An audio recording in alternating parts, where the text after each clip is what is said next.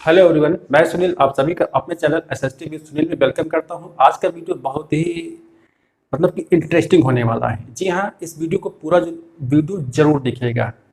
शायद इस नहर के बारे में कुछ ऐसे इंटरेस्टिंग फैक्ट हैं, शायद ही आपने उसको सुना होगा।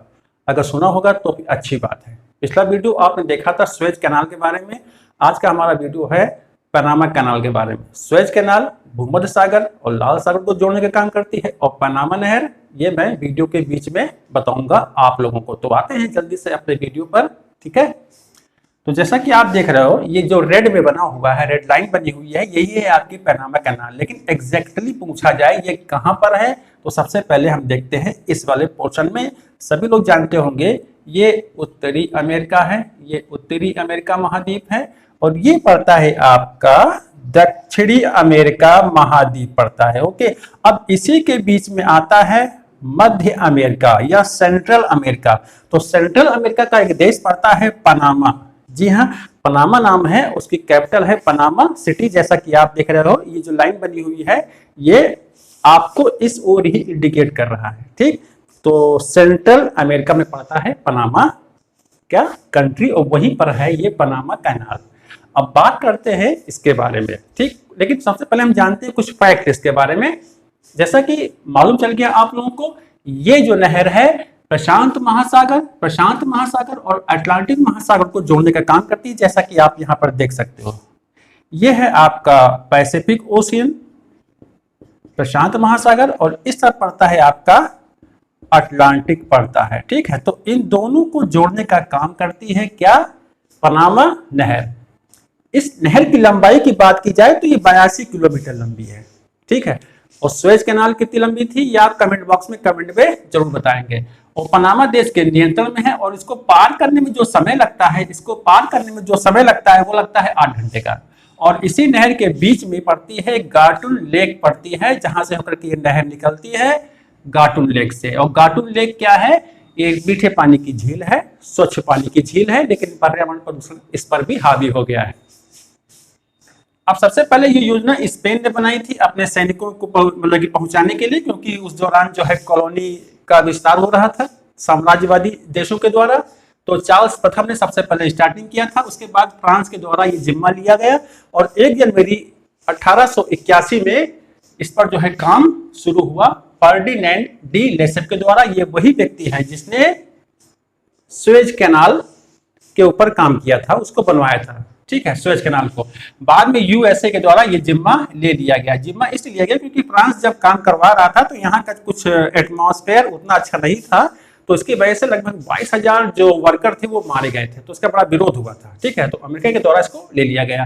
तो इस कैनाल के बारे में आपने कुछ फैक्ट जाने। अब जो सर्कल दिख रहा है ये क्या है, जी हाँ, गाटुन लॉक्स और अबुआ क्लारा लॉक्स, यहाँ पर 2 लॉक हैं।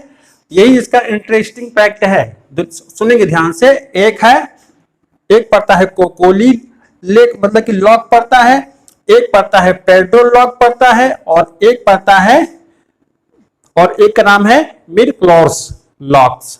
ये 3 लॉक यहां पर हैं और 2 लॉक यहां पर हैं। इन लॉक का काम क्या होता है ये हम जानते हैं, ठीक है। देखेंगे सब लोग ध्यान से देखिएगा, समझने वाली चीज है। ये सी होता है, ठीक है, और ऊपर से ऐसे करके ये ऐसे करके।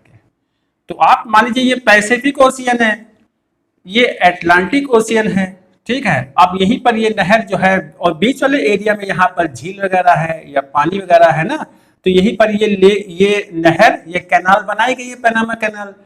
अब जो ये सी लेवल पानी है, ये ओशियन वाला पानी है, और यहाँ ये जो नहर बनाई गई, ये जो पानी वाला जो गाटुन लेक पड़ता है, तो इस वाले हिस्से से तो शिप को निकाला जा सकता है, लेकिन पानी की कमी पड़ जाती है। लेकिन अब इस वाले भूभाग से शिप को अचानक नीचे नहीं भेज सकते हैं, क्योंकि एक्सीडेंट हो सकता है। तो इसके लिए यहाँ पर लॉक बनाए गए हैं दोनों ओर, है ना। अब इस लॉक का काम क्या है इसको समझते हैं।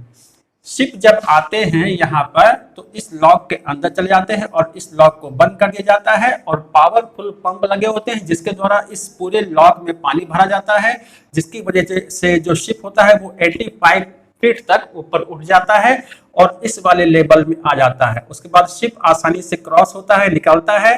उसके बाद फिर से ये लॉक बंद हो जाता है, ये अलग हिस्सा मतलब खुला होता है, और शिप यहाँ पर आकर के ऐसे पानी पर आ जाता है और धीरे धीरे प्रेशर वाले जो पंप होते हैं पानी यहाँ पर खाली करते हैं और इतना खाली करते हैं कि इस ओशन वाले लेवल पर पानी आ जाता है और शिप आसानी से नीचे जो है उतर जाता है। एक तरफ चढ़ाया जाता है और एक तरफ उतारा जाता है, फिर एक तरफ या ऐसे करके ये लॉक बने होते हैं जिनके द्वारा इन शिप को उतारा जाता है दोनों ओशियन में।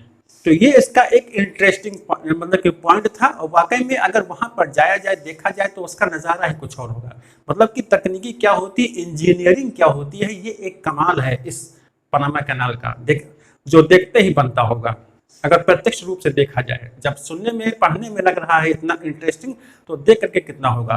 तो इसमें कौन कौन से क्वेश्चन बन सकते हैं, ये कहाँ पर है सभी बता सकते हैं। पनामा कंट्री में है, किन दो महासागरों को जोड़ती है, अटलांटिक ओशियन और पैसिफिक ओशियन को आपस में जोड़ने का काम करती है। इसमें लॉक सिस्टम चलता है, शिप आता है उसको उठाया जाता है, इस लेवल पर मिलाया जाता है, इस वाले लेवल पर मिलाया जाता है और जब यहाँ पर आता है तो लॉक खोल देते हैं, पानी नीचे नीचे धीरे धीरे उतारा जाता है तो ओशियन लेवल पर आता है और शिप आसानी से निकल जाता है ना। तो इस प्रकार से आपने देखा इस पनामा कैनाल के बारे में, ठीक है। तो सारे फैक्ट मैंने बताने की कोशिश की है और सबसे ज्यादा क्वेश्चन जो पूछे जाते हैं वो ये है कि ये किन दो महासागरों को जोड़ती है, तो पैसिफिक और अटलांटिक।